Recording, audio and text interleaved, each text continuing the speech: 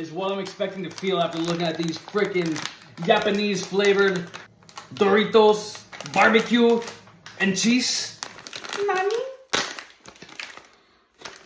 Oh, pungent.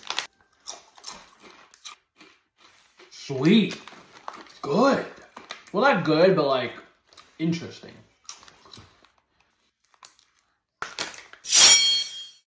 They're all really tiny, by the way. All miniature. These aren't broken chips. These are all miniature size. No cheese. No cheese, no cheese. Got some cheese. Woo! Half of these are just like little corn tortilla chips, but the other ones are glossed to the fucking shit.